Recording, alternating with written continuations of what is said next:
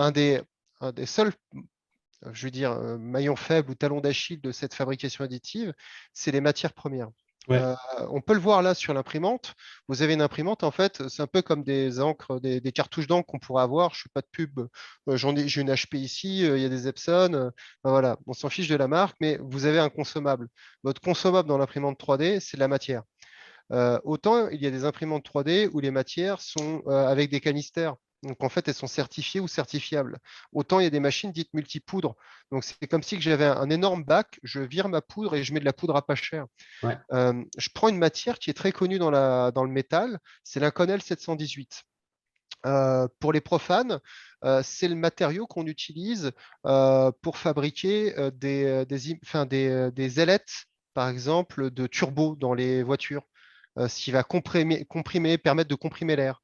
C'est un matériau extrêmement dur. On utilise des pointes en diamant pour le travailler sur des machines commande numérique. En fabrication additive, on a une variation du prix qui passe de 30 euros le kilo à une centaine d'euros le kilo.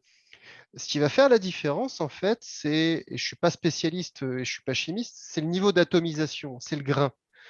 Si vous avez des gros grains, des très, très agglomérés, ben, en fait, quand on va faire de la fusion laser, parce qu'en fait, on a un rayon laser qui vient taper la poudre et qui va la chauffer et la mettre en fusion.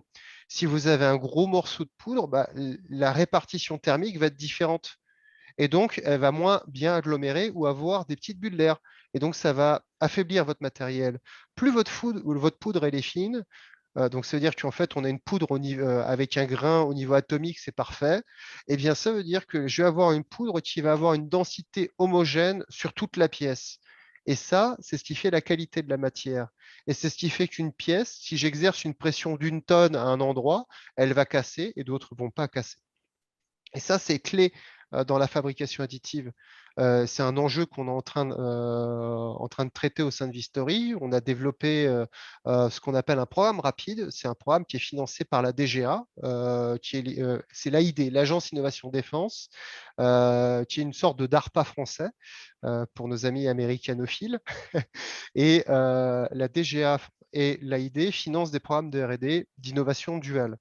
Ce qu'on fait, nous, dans ce programme-là, c'est qu'on fait d'une part une traçabilité des matières premières et d'autre part, on va filigraner physiquement les pièces sorties de fabrication additive.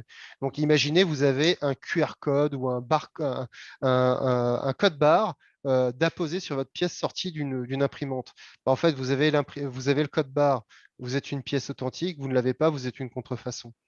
Mais surtout, derrière, vous avez le certificat matière qui va permettre, par exemple avec Eramet et Aubert et Duval, de remonter jusqu'à la matière utilisée pour le lot imprimé.